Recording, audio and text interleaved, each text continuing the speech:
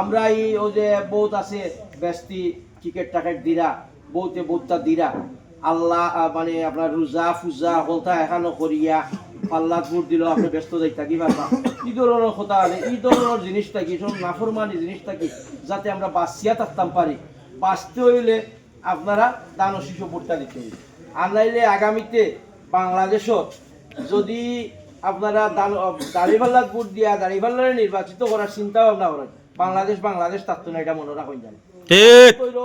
একত্তর যুদ্ধ বাংলাদেশও থাকতো না, একত্তরের ইতিহাস বাংলাদেশও থাকতো না। এও যে আমার সামনে মুরব্বী সাহেব হল বইছেন, আপনারা কিন্তু যুদ্ধ দেখছেন, একত্তরের যুদ্ধ দেখছেন, তারা এটারে স্বীকার করে না, আমরা কিন্তু এটা স্বীকার করি।